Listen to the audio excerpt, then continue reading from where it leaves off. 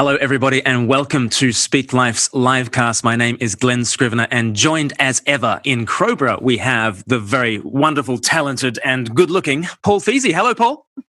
Hello. How are you doing? That's the best intro I've ever had. Is that ever?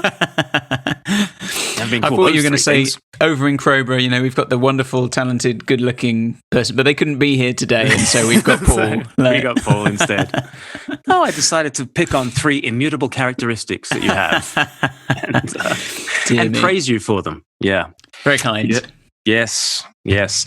We are talking today about the unsayable opinions that all of us have, but none of us dare to speak. And therefore, I think today is going to be the most interesting episode of the LIVEcast ever. It's red hot. Possibly also our final episode. Yes. Depending on our overlords at YouTube and whether they allow this. But Paul, describe for the people our madcap idea that lies behind this episode. Yeah, so the basic gist was, many of you probably will have seen this already, but I guess there might be some who haven't. Glenn shared a survey, and it was quite apt, really, given the news of the last few days. You've probably seen the articles going around about J.K. Rowling and 150 others who've signed an open letter about free speech and denouncing the restriction of debate that's happening all over the world. And that's something we've kind of seen happening here as well. I mean, we've got some bits up on the screen there, and you can see a little quote there from the letter. It says, "Editors are fired for running controversial pieces. Books are withdrawn for alleged inauthenticity. Journalists are barred from writing on certain topics. Professors are investigated for quoting works of literature in class. A researcher is fired for circulating a peer-reviewed academic study, and the heads of organisations are ousted for what are sometimes just clumsy mistakes." So it's all kind of very relevant, and off the not directly off the back of that, but kind of closely related to that, Glenn had shared this survey about unsayable things, and it was really an opportunity for people to put down things that they wouldn't feel comfortable saying out loud. What are the things you couldn't say publicly? And so there was an option to put up to 10 different things, although some people put more than 10 things. I think some probably could have put more than 10. Some did. Some got in touch with me and said that I didn't think I'd have 10, but I did, and so I had to go back in and do Filled it out again. Had a second go.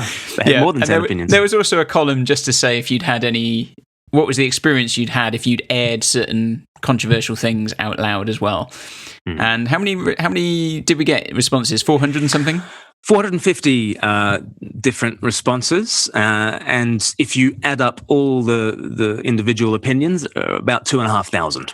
So yeah, we've got a bubbling cauldron of unsayable opinion, and it's just interesting as you just mentioned the facts that we've got 2,500 unsayable opinions. What do most people presume about what these opinions are? There's a lot of interest because I think people think it's just a bubbling cauldron of bigotry and hate.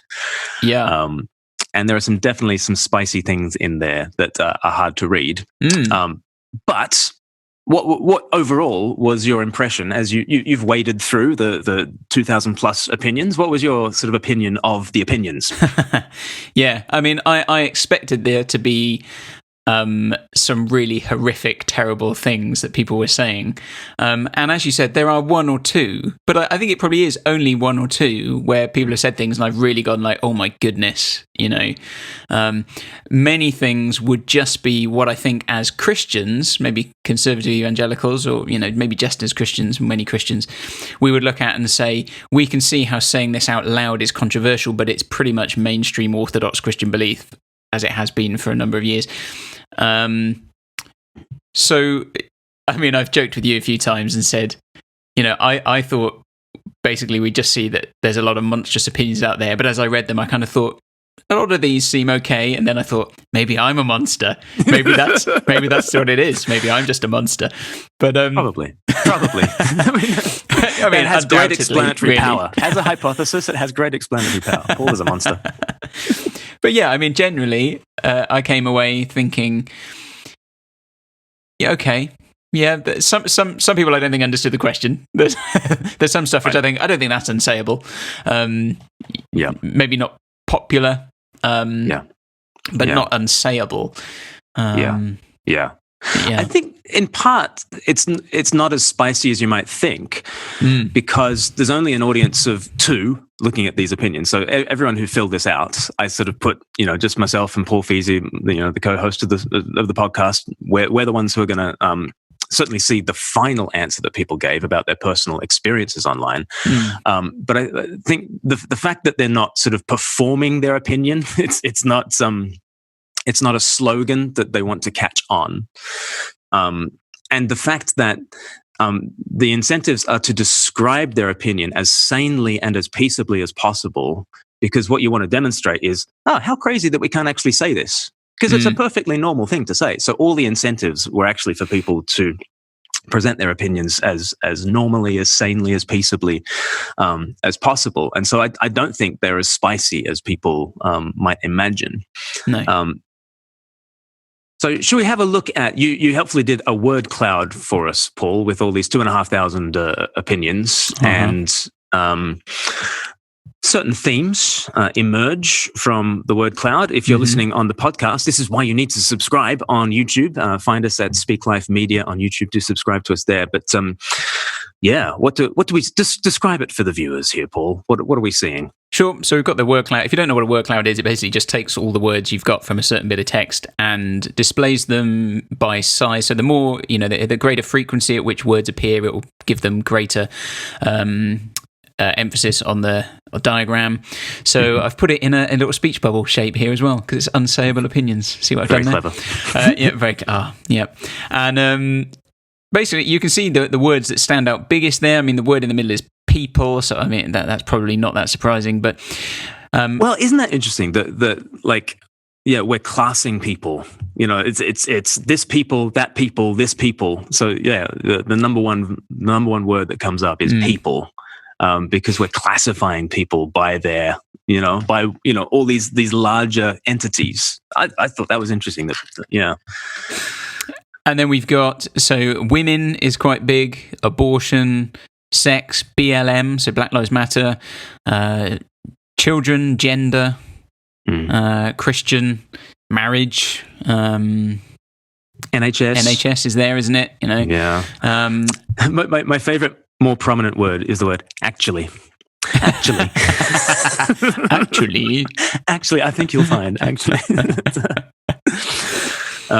So yes, that's the word cloud. But we also basically gave hashtags to every one of these opinions, and we tried to narrow down the categories as much as we could. But we came up with about 93 different hashtags. I think. Yeah. And so we've graphed out the top 10 on the next slide, and the top 10. I don't know if there should be a drum roll for this, or if people are surprised at it. So hopefully that's appeared. There we go. Let me find the numbers that go alongside. So if you're looking at this while Glenn's doing that, and you're thinking, well, transgender is transgender is the number one issue by a country mile. If you're wondering, 268. Yeah. If you're wondering why you didn't see the word transgender very large on the diagram, it's because many people will have simply stated something along the lines of trans women are not women, or something like that. Hence why women was quite prevalent. Men are not women, that kind of thing. So they might not have used the word transgender explicitly, but we felt that it was very clearly on that topic. Yep. And within that transgender hashtag, there were 14 mentions of J.K. Rowling, which is interesting. I think she was the second most prominent person mentioned in the survey. Who can guess who the most prominent person in the survey is? Jesus. That's right. You would hope so, wouldn't you? Is that always the answer? And yet, I think it was Donald J. Trump. Usually the unsayable opinion for Donald Trump is, of course he's a madman, but not everything he always does is definitely always evil. It was usually kind of phrased. Yeah, it was phrased like that. Number one, transgender, with 268 opinions regarding it. And some of those opinions were things like, actually, I think J.K. Rowling's statement was unhelpful, even though I agree to free speech and things like that. So when we say that people speak on these issues, they don't always speak on the same side of these issues, which is interesting. Yeah. So quite often you'll have two different people quite close to each other who actually think that either side of the same topic is unsayable. Yeah, which is fascinating. So number one, transgender by a country mile, really. Mm-hmm. Number two, race and racism, with 189 different opinions about that. What's interesting, though, is also we separated out views on Black Lives Matter. Which you can see as number 10 there. Which is number 10 with 59. So if you add the 59 to the 189, you get closer to transgender as a hot topic, but still not as much as transgender. So race and racism, we'll think about some of the things that people have said along those lines. Number three, abortion. And again, people might not say abortion in their opinion, but they'll say things like the unborn also have human rights or something like that. Yeah. And again, opinions under that hashtag might be that I'm a Christian, but I think abortion should be legal. Yeah. Which is, what people said. But yeah, as a controversy, it's just a hot potato, and most people pass on it. Number four, issues of sexuality and the proper context for sex. So lots of LGBT stuff comes under this hashtag. Lots of stuff about the practice of gay sex is a sin according to the Bible. That would be a common sort of thing that would get the hashtag of sex referring to sexuality. That's 170 opinions on that. Where are we up to? Number five would be politics, which is basically things like either you can't vote Tory and be a Christian, or of course you can vote Tory and be a Christian, can't you? I did laugh as I saw two very close together that one had said, like, I can't understand how any of my Christian friends could have voted for Corbyn. And then, in the next line, you get this kind of, I don't know how you can be a Christian and vote Tory, Yes. And not that those are the only two options, obviously, but you do see those completely polarized opinions. Yeah. And interestingly, people saying it is anti-Christian to vote Tory, and it is, and can't I please just vote Tory and still be a Christian? And I wonder which one of those is unsayable. And I guess partly it depends on the context. On certain Facebook walls, one thing will be unsayable. At the Tory party conference, you can probably get away with it. No, I don't know. Even Theresa May made a famous, speech about we are the nasty party, though, aren't we? let's try to be less. But in a world in which there could be a trending hashtag called "Never Kissed a Tory," there is that reality that people are speaking to in that opinion. Quite a lot of those ones were things like, it is possible to be a Christian and vote Brexit. It is possible to be a Christian and vote ... And actually Brexit is its own hashtag, actually. But yes. Number, what are we up to? Number 6, is it? Number 6, other. Is it other? Yeah, what were the other ones, Paul? Although there were all kinds of other ones, which I think we'll see a few later, but just things like, anything that couldn't be particularly categorized. Some of them were serious, but then more often than not, they were just like, pineapple on pizza is fine, or controversially in the other way, it's not fine, So again, polarized opinions, or Frozen is not actually a good film. I agree, it's very subpar, Yeah. Middle of the road. Really? Gosh. Yeah. It's all about marketing. Yeah. But I don't think that's unsayable. I do think on the pineapple one, though, surely it is less sayable to say, pineapple, it's actually kind of okay. Well, I confessed to you my thing last week, didn't I? That was unsayable. I'll say it here on air, and to hell with the consequences. The seal of the confession. I make tea. I put the milk in first. Wow. Yeah. Wow. I went there, people, and also even more. Just to stick it to tea snobs. They every time I make a cup of tea for people, they always tell me what a good cup of tea I make. But I bet if I told them I put the milk in first, they wouldn't say that. It's all in people's heads. It's all in people's heads, right? You're blowing my mind. That's been my experience of reading this survey. It blows your mind. Tomorrow there'll be like a release from you, won't there? Paul has had to step down from his role after things have come out. Yeah, that's right. We're distancing ourselves from Paul Feasey. He was never really a part of the Speak Life team. He was only, number 7, marriage, definition of marriage, really. And that was mostly that, according to the Bible, man plus man is not is many things. It might be a civil partnership, but it is not a marriage. And that did. We did change the categories a bit as we went through sometimes, so that could have had some potential overlap with the homosexuality one as well, didn't we? There were opinions we felt fitted into more than one category. Occasionally, yeah. So rarely we gave 2 hashtags to the same opinion. Sometimes we put 2 hashtags on the same opinion because they literally just wrote 2 different sentences that were quite different opinions. But sometimes they straddled the categories. But generally, if people were talking about the correct context for sex, then it went under the sex category. If people were talking about the definition of marriage, it went under the marriage category. And that was 77 opinions on that. Number 8, men and women having complementary roles in the church and in the world. We gave that hashtag com for complementarian sort of thing. And there were 75 opinions on that. Again, on either side of things. And it's interesting how, depending on your context, the side that you take will make your opinion sayable or unsayable. If you're among conservative Christians, for instance, and you want to talk about women bishops, I suppose, or something like that, you might feel that your opinion is unsayable. Whereas conservative Christians out there in the world would find many of their complementarian views unsayable in that context. So people saying, there was one opinion on complementarianism that was basically gender roles within marriage have done unconscionable harm to women down through the centuries.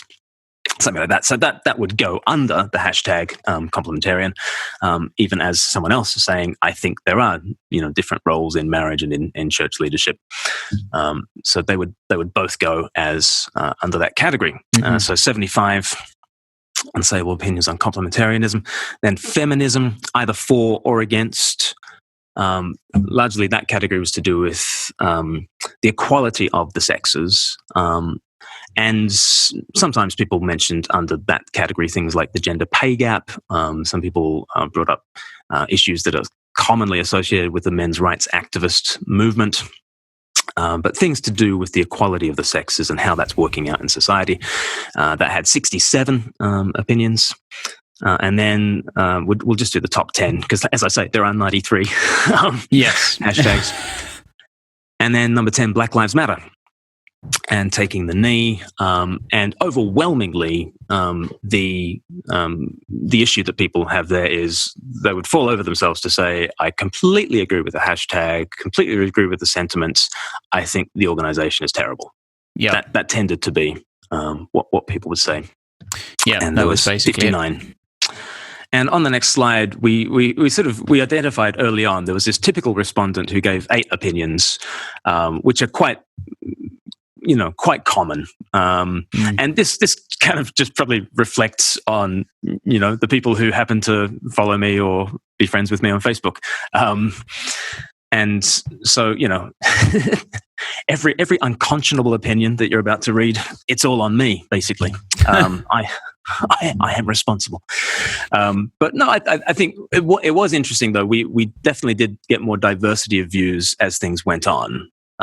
So over the course of about 3 or 4 days, we collected these 450 opinions, and the original tweet got retweeted like many times. So we were casting our net ever further afield in order to get these opinions. But early on, this respondent came in, and I think it's probably kind of typical of the sorts of responses that we were getting throughout, and you'll get a sense of the hashtags too as we look at this. So opinion number 1 that they shared. Abortion is evil and so is celebrating it. Mm. So what's important to say again is what we were asking people for was to phrase a saying that is unsayable.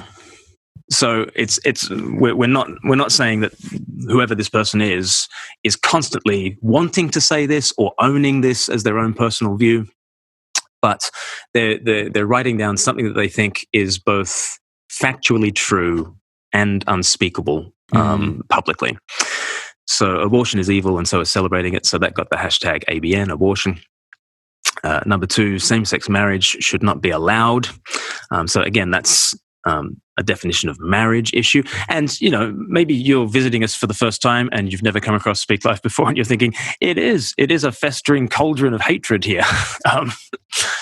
Because those first 2 opinions are not widely held and widely shared. But I guess what we'd say is stick around, listen in, and there might be reasons behind these that are not grounded in hatred and bigotry. In fact, they might be grounded in a love of human rights and a love of the family, for instance. But those are the first 2 of the typical opinions. And then number 3, pride makes life worse for LGBT plus people. And that again goes under the sex and sexuality hashtag. Number 4, Boris Johnson actually seems to be a good leader. Sorry.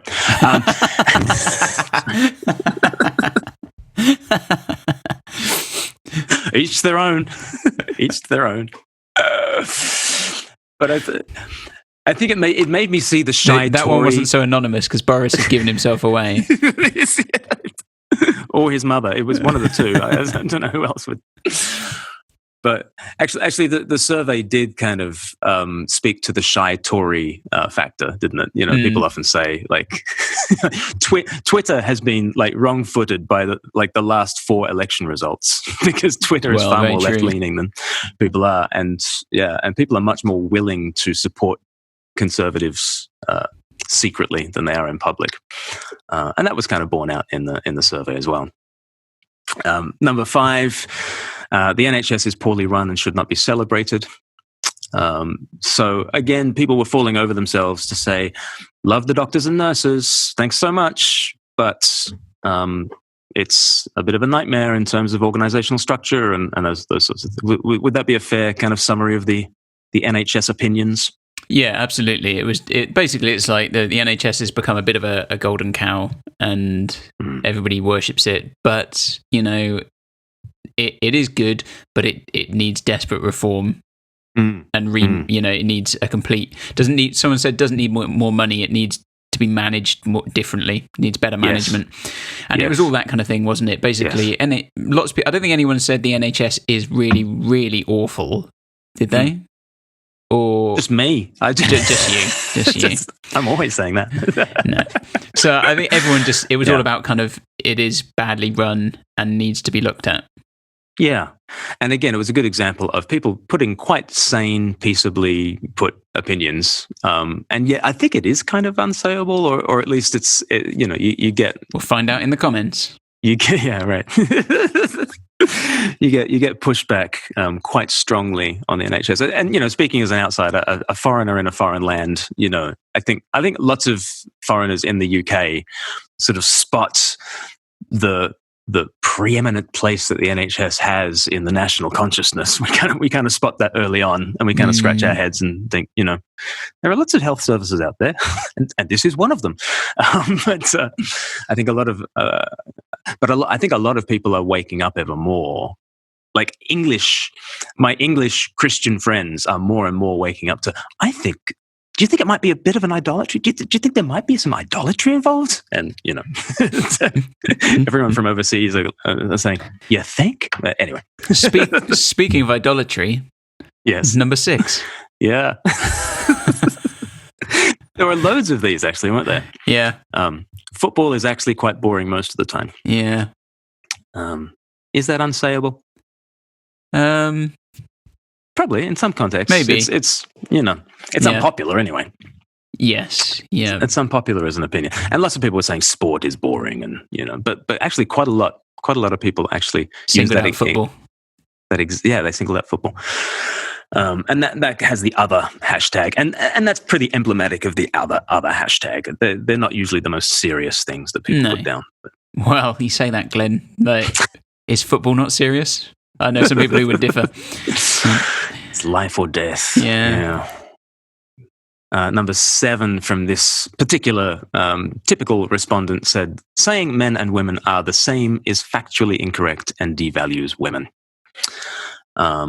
So, yeah, we put that under the feminist sort of hashtag because it's about wrestling with the issues of how do you make the sexes equal and not interchangeable. How do you prize the distinctness of male and female, even as you hold on to the equality? So saying men and women are the same is factually incorrect and devalues women. And then number 8, BLM as an organization, not the movement itself, ! Has a dangerous agenda. And again, I think that's pretty typical. Like, what would you say is the typical BLM opinion that's on this survey? Well, basically just that. Like, I'm mostly people saying I'm all behind the idea that Black Lives Matter. I completely agree that is the case. But as an organisation, I think there are things in their kind of manifesto, their agenda, which basically are not things that I can sign up to as a Christian. Yeah. So that's, that gives you a flavour. That was just one respondent out of about 450. And so that gives you a flavour for what people were saying. But obviously there were sort of 85 other opinions that were shared in amongst all that lot. And so... Did you know, are there not 2 more, Glenn? There should be, shouldn't there? But there aren't. The typical 10 opinions. Typical 10 8. opinions. Yeah. Okay. I think people put down unsayable opinions like that because just the fact is unsayable. Even if the fact could serve in a good cause, the fact that it might serve in a wicked cause is what makes the fact by itself unsayable. Yeah. But there are people who are quite playful with ideas. And I think I was saying to you earlier, Paul, that you and I are playful with ideas in a way that we can sort of examine something at arm's length and take a look at it and think, no, maybe not. And so allow ideas to kind of be out there in the atmosphere without challenging them. I think the way we phrased it, or the way I phrased it when we were chatting about that kind of thing, was we're able to sit there and say, might it be possible that, even if we don't think it's a good thing or could lead to bad things, is it possible that could be the case, that something could be true? And we've kind of sat there sometimes and said to each other, well, it might be possible that this particular thing, in relation to whatever it is, could be true, even if we don't like where that could lead. I think it's distasteful in society or whatever, but... Yeah. And so you have a presumption of giving a charitable interpretation. Hopefully, in the context of a relationship, you do have the presumption that there is some kind of charitable interpretation of what that person just said. Online, of course, and especially if the person is anonymous, then charitable interpretations, and might well not be warranted, especially if their avatar is from some skull and they're called, literally their handle is misanthrope or something, charitable interpretations kind of go out the window. You're making a lot of assumptions there, Glenn. Just... I did have an interaction just this week with a self-identified misanthrope. That's what he called himself. Wow. This is social media. And you might think that our survey, with its secretive, anonymous, 2,500 opinions, was this festering, morass of hatred and bigotry. Much less so than Twitter. And infinitely less so than YouTube comments. Gosh, yeah. Because I think in our survey, people were incentivized to actually state things as plainly as possible, so that the ridiculousness of banning them would be apparent. But where do we want to go with this? Do you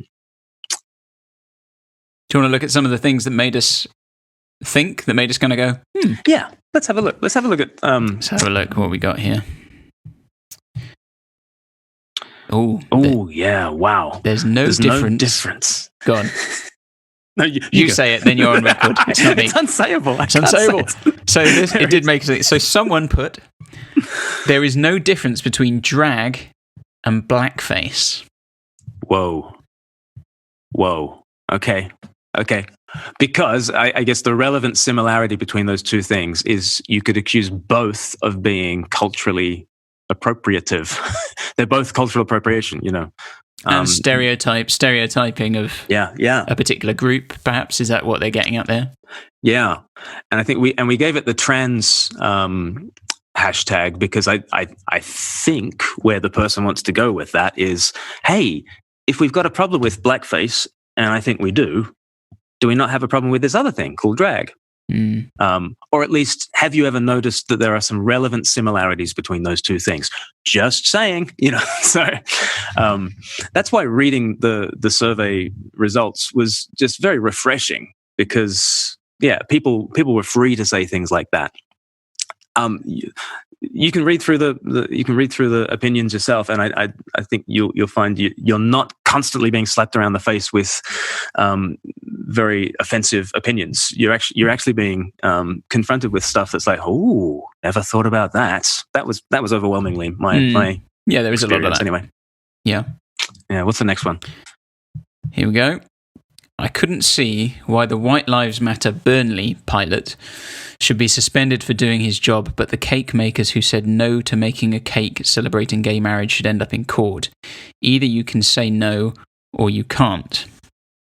And that's given the hashtag freedom, which is about freedom of speech, freedom of expression. And, an interesting case. So the Burnley supporter that wanted to fly White Lives Matter up in the sky for some reason employed a pilot to do that. And the pilot said, all right, it's a job, took the job. And so he was suspended. The Ashes Bakery in Northern Ireland, they refused to make a cake with a message on it about supporting gay marriage.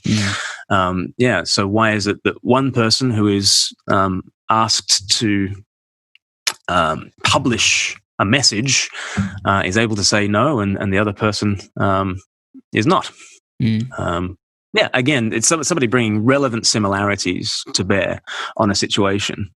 And maybe they're wrong, and maybe the analogy breaks down entirely, and maybe there's no relevant similarity between those things. But can we at least bring that opinion for consideration? Yeah. What else have we got? Parents have very little ability to change the personality of their children. I was just rejoicing at that. The pressure's off, parents. I wonder why this person thought it was unsayable, though. That parents have little ability to change the personality of their children. Perhaps they're imagining various conservative Christian Facebook groups where it's all about you can discipline your child this way or the other. Is that why that opinion is unsayable? Maybe. But it was refreshing to hear anyway. Sure. And then this one here is widespread access to university education is a bad thing. What? I thought education was the answer to everything, Paul. That one struck you, did it? Yeah, widespread. Yeah, well, just that the narrative is always the problem is lack of education. The answer is more education. Right. Yeah. More is better, right? Well, maybe not, and maybe we shouldn't aim for everyone to go to university. Isn't that a ridiculously middle class thing to do? And to have this goal that tertiary education is the be all and end all. Actually, maybe society would be a lot better if we invested more in apprenticeships and all that kind of stuff. Again, not wildly not wildly unsayable, but pushing back against a tide anyway. Yeah, like I say, these are just ones that made us kind of go, okay.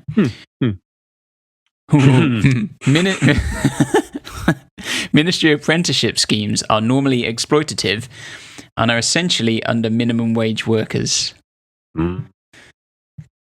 But like I say, go on the hashtag. If you're a church leader, go on the hashtag EVS or hashtag CHL for church leaders, and you'll see lots of opinions like that. A similar one. The next one. There is very little that the church in England offers for men without a degree.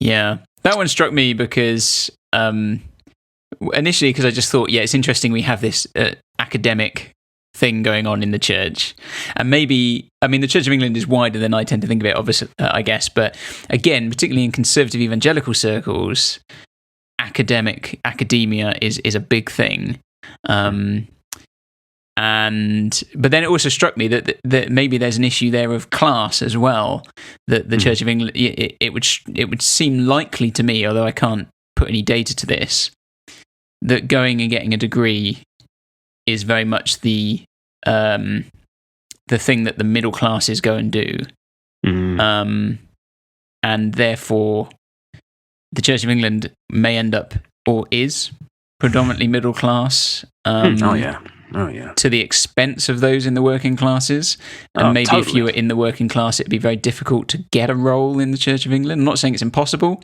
I'm not saying it doesn't happen, but I'm just wondering out loud whether there could be that tendency. Oh, completely. Is the Church of England more like Waitrose or more like Morrison's? Obviously, it's obviously a Waitrose kind of an organization.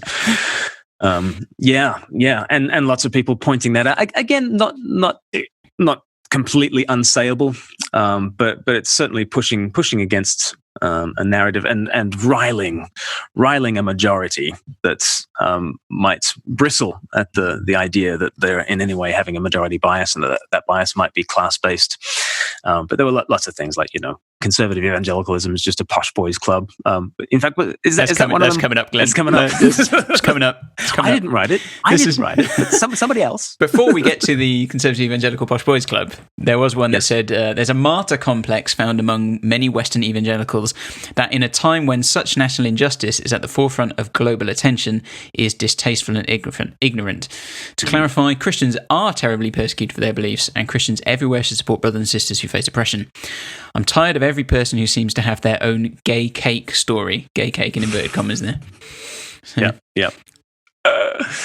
I totally resonated with that. I think it's funny, even the Christians who point the finger at the oppression Olympics out there, and how there's this competitive victimhood, in the culture, people are just emoting and they're not making fact-based claims, and they're just, they're just trying to virtue signal, and they're just trying to put themselves over as the victim the entire time. Those very same Christians want to coin the phrase, Christophobia. There's Islamophobia. Why isn't there Christophobia? There is Christophobia. And, I think if lockdown has been a blessing in any way, it's that because it was over Easter, we didn't have to endure endless campaigns about chocolate eggs without the word Easter on them. Just throwing it out there. Don't hate me. And the etymology of the phrase Easter, which itself is oppressing Christians somehow.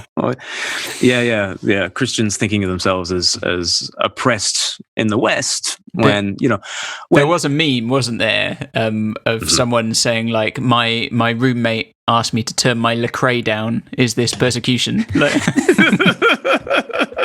And I think that perfectly sums up the Western Christian experience of persecution most of the time.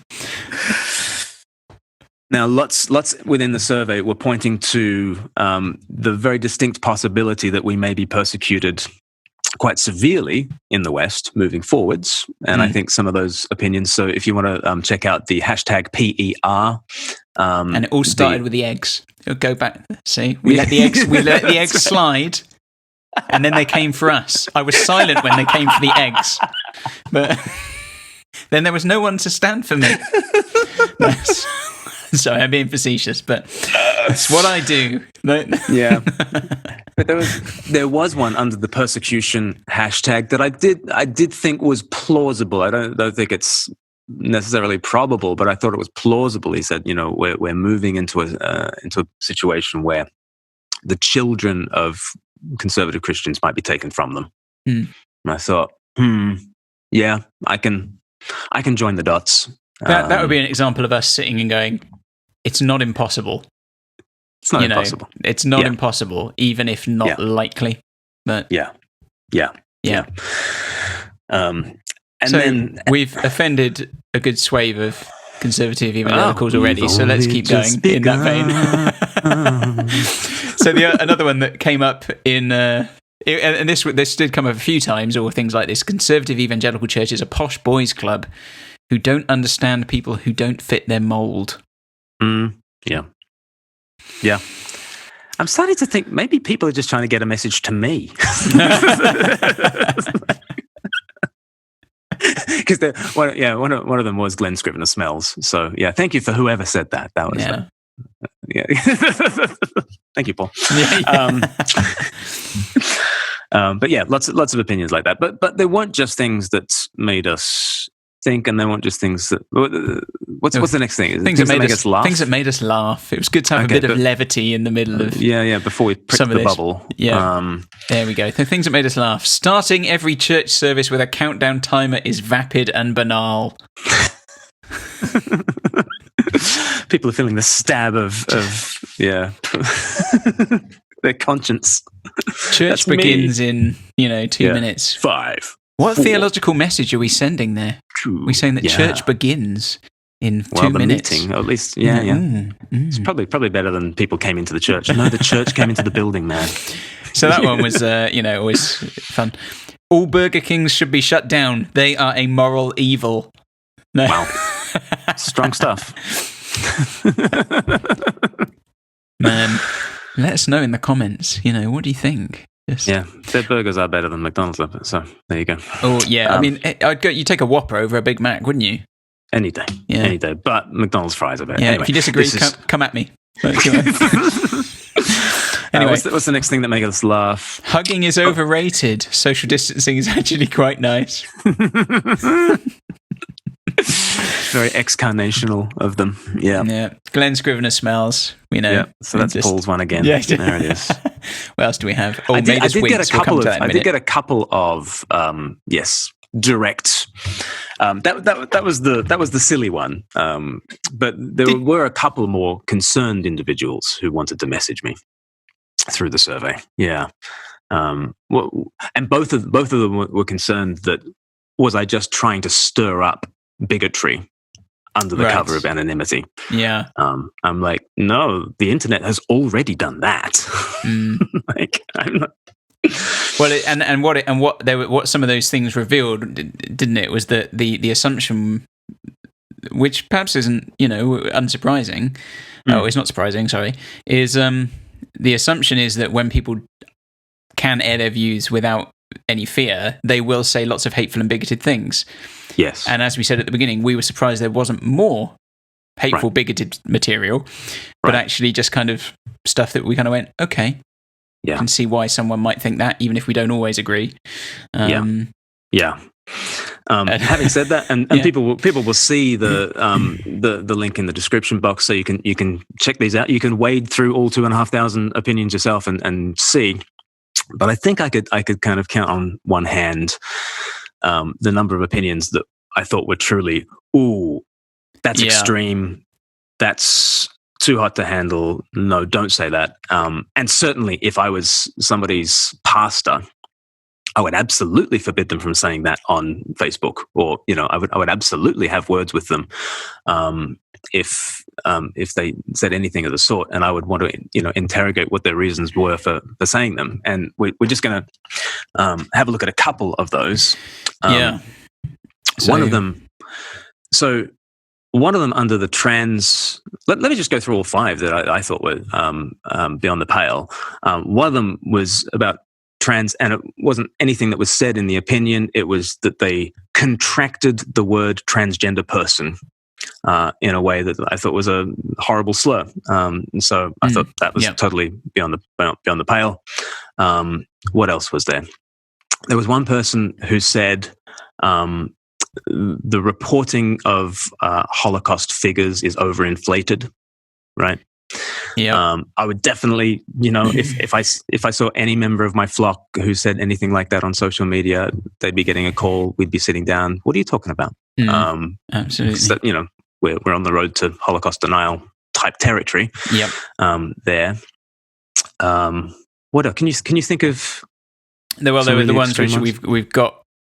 Yeah, let's. Well, the one particularly that was on the slide on the right-hand side. While sexual abuse within a marriage is vile, marital rape is impossible because married people are one flesh and one cannot rape oneself.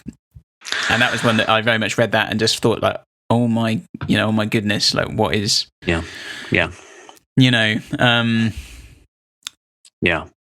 Even from a, even if you were trying to come up with just theologically, I'm saying...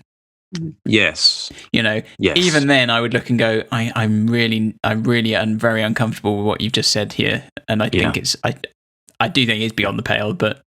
And let's talk about your marriage, Yeah, if you are married. Well, exactly.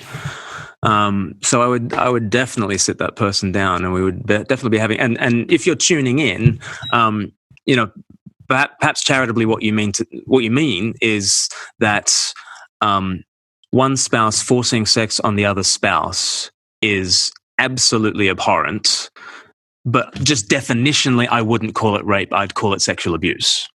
Maybe that's what you mean. Still, I want to know why you're making that distinction. I want to know why you're playing that language game. But most deeply, I want you to know you're wrong about that. Because the one flesh analogy breaks down in terms of all sorts of abusive situations. I can slap myself on the wrist for doing something silly. If I slap my wife, that's physical abuse. A little bit different, isn't it? Yeah. Right? you know that the one flesh, I'm begging you, listen to me. You know that the one flesh analogy breaks down in all sorts of circumstances. Yeah. And actually, the one flesh analogy is meant to make you think in Ephesians 5, no one ever harmed himself, right? It's meant to not make you more indifferent to doing stuff to your body. It's meant to make you more sensitive to never harming your body. So if you've tuned in, that's the sort of conversation I'd have with you, and I just urge you to have a conversation, especially if you're married. Maybe you're not married and you're just thinking this stuff out, and this is just an example of something that's unsayable. Okay, but you've heard what I've said. You can DM me and we can get into a conversation. If you're married, definitely talk to somebody if this is kind of what you're thinking about. But I'm glad that this exercise flushed out that opinion so that we can address it in one way or another. It's certainly not the sort of opinion that belongs on social media. But in one sense, I'm glad that this exercise has flushed it out so we can address it. But so that was one of a handful of things that I just thought were beyond the pale. I mean, there were other things that shocked me.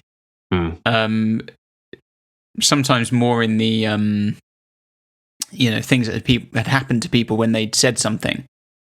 Yes. So the one that particularly stood out was I honestly can't remember the opinions they shared, but I don't think they were particularly controversial to my mind. But they said, when it said what experiences have you had when you shared these things, and they said, a death threat from a close friend. Yeah. And that just really struck me, like that. Having death threats would be bad enough, but it seems to be a thing in this day and age with Twitter and social media. But when it's someone who you would describe as a close friend who has not been able to at least sit down with you and have a conversation and think, tell me why you think these things, and maybe try and walk a mile in someone's shoes or empathize. I mean, that just seems crazy, That was a genuine kind of gasp kind of moment, like... Yeah. There were some other gasp moments. One opinion was that the transatlantic slave trade was Africans selling other Africans to Jews. Yes, I do remember that one. Okay, not having that. And again, if you're in my flock and you post anything like that on Facebook, you're getting a call. Hooray, we're going to go for a pint. We're going to talk about that because not cool. So I think those are four, and then here's a fifth one that's on the slide, which I thought was again. What was interesting was I'd never seen the issue in this light before, and I was not persuaded by his argumentation, but at least the fact that he expressed it made me see this issue in a different light. So he says, I'm assuming it's a he. Well, I was going to say exactly. We said that a lot during our conversations. Well, we're assuming this is a bloke or this is a woman. Yeah. Only when they say the horrible stuff. Yeah.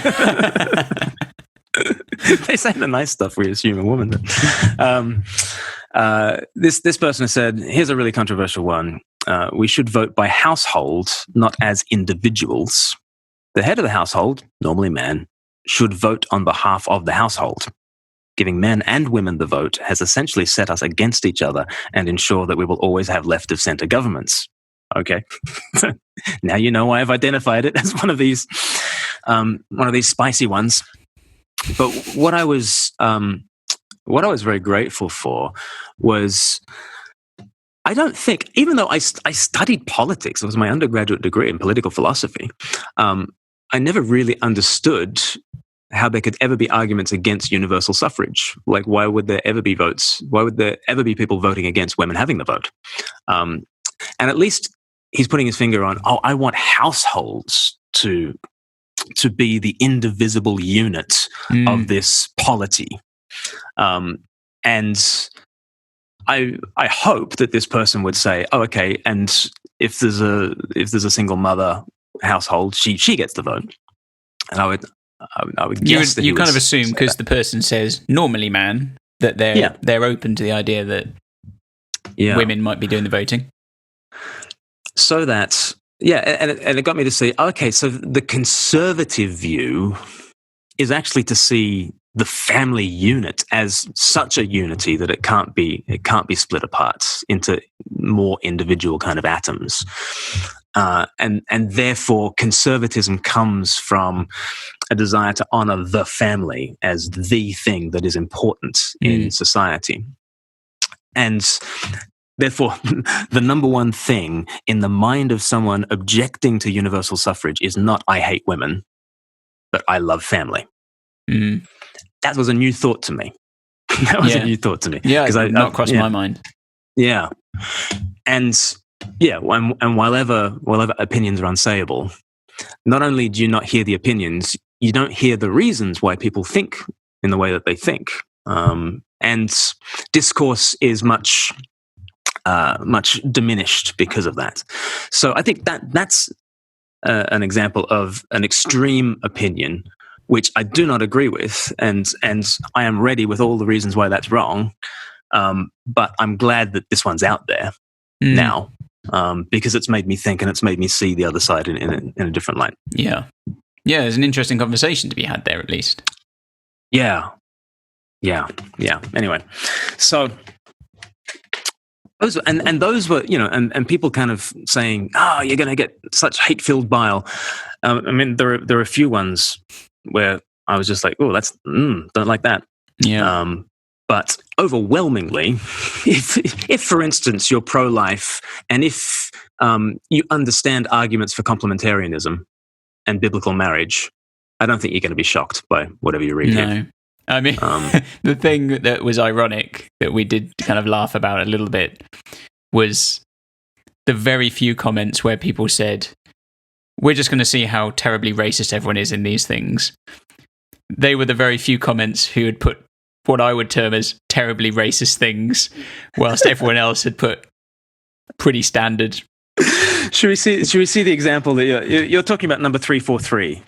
If you say it is, yeah. The person who shall henceforth be known as number 343, which I was very glad for their participation in the survey, and I agreed with a couple of their opinions, but yeah, get a load of this. This is quite interesting to me. So here is number 343, as they shall henceforth be known. But opinion number 1.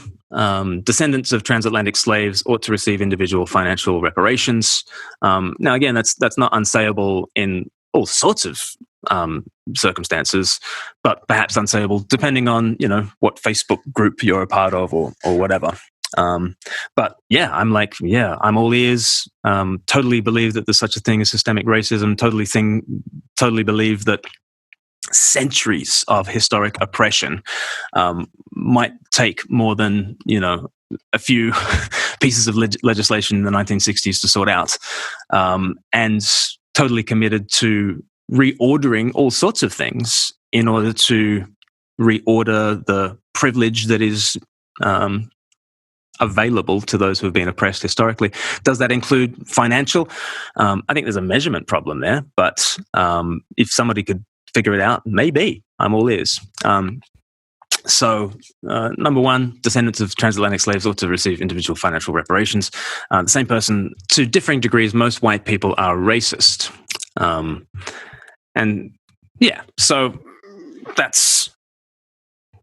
I can agree to that to the degree that you say a white person in a majority white culture could go along with the majority bias of the majority, and whether explicitly or implicitly have all sorts of bias.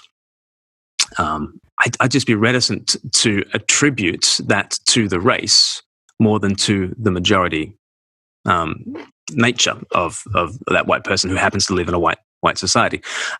I personally think it's unhelpful to bring race into that. I think all kinds of people can be racist in all kinds of ways.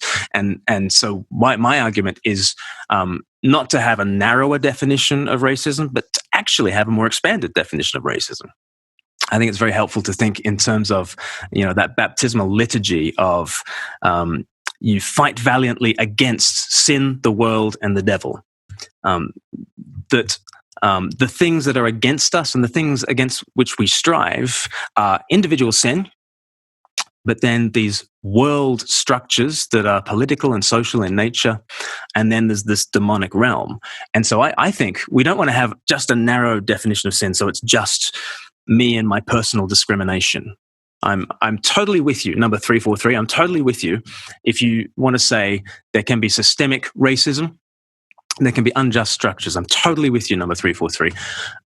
Are you going to be with me on this other definition of sin that's also the individual sin thing? Because I think at that individual level, I just want to go back to a bog standard kind of Martin Luther King Jr. definition of racism, that when you judge me by the color of my skin and not the content of my character, that too is racist. So I'd have pushback against number 2. And then opinion number 3 kind of followed on from that. But again, it kind of spoke in this way about white people in general. White people are more offended by being called racist than they are with the existence of actually racism. That's true. I mean, people have pointed to white fragility. People like Robert DiAngelo, who's made a lot of money with number 1 book on Amazon about white fragility. That's a thing.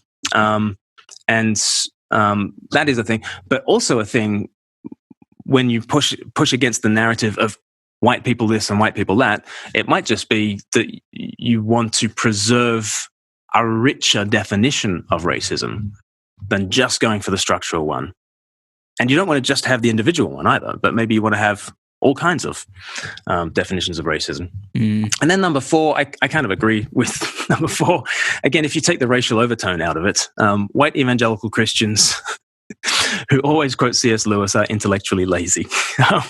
Yeah, I can totally get to that. It's a bit bizarre, as you say, you take the racial overtone out of it. I mean, is it only intellectually lazy if you're a white evangelical Christian? Yeah.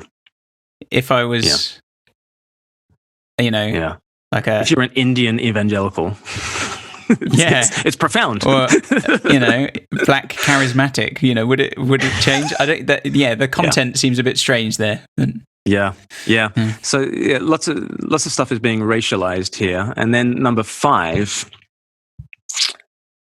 BAME, that's black and Asian minority ethnic people, can be white supremacists in the same way that slaves can believe that slavery is just. Like, oh, okay, that's one to think about. And again, it's one of those ones like, have you ever noticed how blackface and drag might have relevant similarities? Okay, well, maybe we need to think about that more. But that's very inflammatory as a way of putting those two things together. I'm glad these views are out there so that we can engage with them, though. But then number 6, this survey will unearth deeply held racist convictions. And this is why I took notice of number 343. And I think there is a view out there that to have a survey that's anonymous will just, attract all the alt-right kind of bigots or whatever. But ironically, the very next opinion that number 343 shared, after saying, I fear that this is going to unearth all sorts of racist opinions. Number 7, older white men are normally the problem. There it is. The thing that made me chuckle about this one, about this whole line, there's an assumption in this person that everybody, well, it's definitely all white people are holding all these racist views. And as I read through most of the comments, the answer that's predominant. The person whose views I felt were most overtly racist, or racialized anyway. Yeah, maybe, yeah, were the views we've just read out in this line. Because it was just like, if you're white, this, white, that. And I said to you as well, my assumption is that this person is probably white as well. Obviously I'm making an assumption there. But as I said to you, and I mean, you said you want to preserve the idea that if you're using an immutable characteristic of somebody to draw conclusions about them or whole groups of people, that is a racist thing to do or a discriminatory thing to do. It struck me that out of most of the comments, these comments were the ones that did that the most. But probably, I imagine this person assumes they're the least discriminatory racist person, whereas I came away feeling like they were probably the most discriminatory I'd read. Well, and that's all down to definitions, isn't it? What's our definition of racism? I said to you, that last one there, older white men are normally the problem. Okay. If I changed that and said young black men are normally the problem, I mean, outcry. Rightly so. And rightly so. Rightly so. Yeah. Because I read saying older white men are normally the problem, whilst it seems very socially acceptable to say at the moment, to me reads as nothing less than sexist and ageist and racist. If we're going to talk about immutable characteristics, those can't change any of them. Yeah. So I would say that is just, not saying just as bad necessarily, if we want to look at the history of things, maybe in this country. Yeah. But it's not racist. Yeah. Yeah.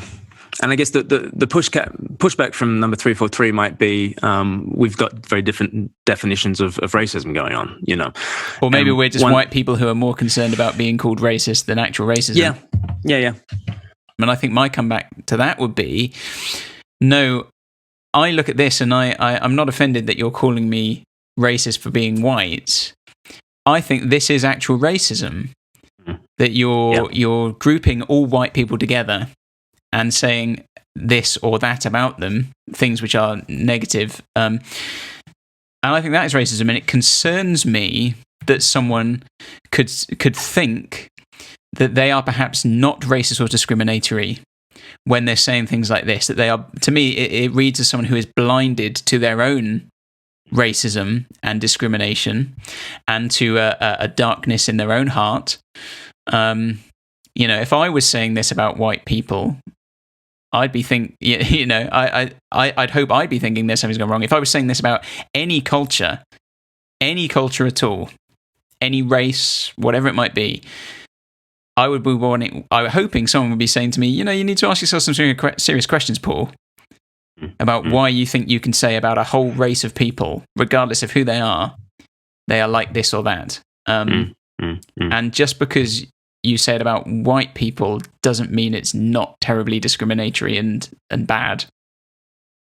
Yeah, and even if it's only 10% as bad as when you flip the races, which I'm up for hearing an argument.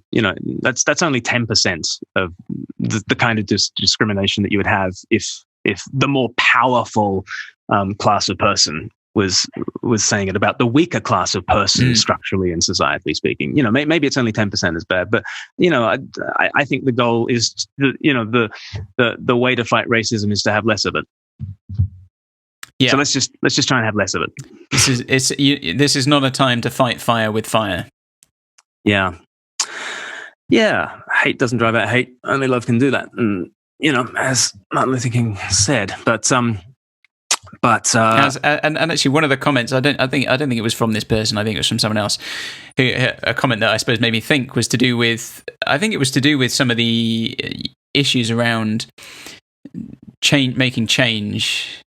And they were saying the attempts to change things basically from the top down will not work. And whilst I think there's definitely a case for fighting structures, structures are made up of people, and it is people's hearts that makes the difference. Is it any better if you've got a system that on the surface treats everyone equally, but is full of people who still actually really hate each other? I'm not sure that makes it hugely better. Maybe in terms of everyday opportunity, maybe it does, but I'm not sure it solves the problem. So I think actually we want to be dealing with people's hearts.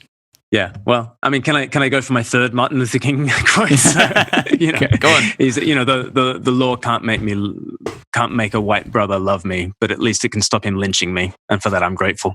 So right, there is that. There is that. And I'm absolutely open to hearing that. This is what I mean. I want to consider those systemic categories. I think there is a category for the world, and there's a category for sin, and there's a category for the devil. And interestingly, I think evil at that level, at that spiritual level, only came up about 3 or 4 times in the survey, which is interesting. When actually you look at the world through biblical spectacles, and actually the devil is the one who really is stirring the pot and wanting us to hate one another. So there's that level, and there are systemic structures, and there's personal sin.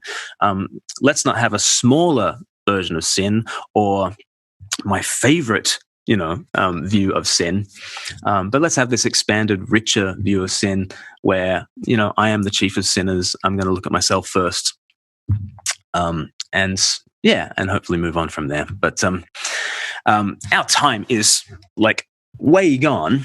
We're definitely going to come back to this, because we haven't even got to this book, the Bible, and we've even prepared slides for you. There are 3 points, and they all begin with the same letter. So if that's not going to get you coming back, I don't know what will. Does it really count as beginning with the same letter when you've just started each point with the word "the"? I'm not sure you can have that one. Well, okay. At least it's trifold. Yeah. But we're definitely going to get into what is a truly Christian view of speech, because we're not just free speech absolutists. We're not just guys who listen to those podcasts and are interested in libertarian politics. I'm not interested in libertarian politics, and like I've said, the times at which I've seen those handful of comments, which I think truly are unsayable, I've wanted to deal with it at the level of church, at the level of church discipline, at the level of pastoral care, not so much at the level of calling the cops and that sort of thing. But we'll get into how do we have a truly Christian view of speech, and we'll see that in the Bible there's a difference between violence and words. In the Bible, we'll see there's a difference between sins and crimes, and in the Bible, we'll see there's a difference between persons and opinions, and we must value the former infinitely, and opinions are up for very rigorous interrogation and debate. But we'll have a look at a theological view of some of these things in the next episode. But if people want to check out this survey, you'll have to go to our YouTube channel. And while you're there, why don't you subscribe and hit the like button, and go down into the description box, and you'll get a link to this Google Sheet, and you can see some of the opinions. And what do you think people will find as if they spend 15 minutes having a look through this survey? What do you think the outcome will be, Paul? I think that the ones that will generate most discussion will be the ones that are that little bit different. So as you know, we had the kind of 8 typical replies, or we had 10 typical replies with only 8. But in a sense, reading through those kinds of answers was less interesting, because you were kind of like, oh, it's another one that says abortion is wrong. Fine, great, okay. The ones where people say something a little bit more left of field, or just outside the box, or something you weren't expecting at all, or like you say, makes you kind of go, oh, I'd never thought of it like that. Those are the ones that I think will catch people's eyes and maybe generate discussion. Perhaps particularly if you're in a conservative evangelical type church, or a church leader, maybe some of those hashtags that you mentioned earlier, Glenn, that highlight things in the church, maybe those will be of particular interest. It'll be interesting to me. I'm interested to see what other people make of it, and the kind of discussions that come out of it. Yeah. And if you find an even worse kind of opinion in there, and say, I can't believe they didn't mention number 787. We might have missed that on the way through. But it will literally only been 2 of us trawling through all of this. It's quite difficult to keep a track of. So. Yeah, it gave us an increased appreciation for the social sciences, and all that's involved in designing a good survey and all of that. So if you want to hear our next installment, where we've got so much more to talk about from this survey and from a Christian response to it. So do make sure that you are subscribed on YouTube. Do make sure that you're subscribed to the podcast on your favorite podcatcher. And do like us on all the socials. We are Speak Life UK on Twitter and Instagram and on Facebook. And we are Speak Life Media on YouTube. But thanks so much for joining us this time, and we'll catch you really soon. Bye-bye. Bye.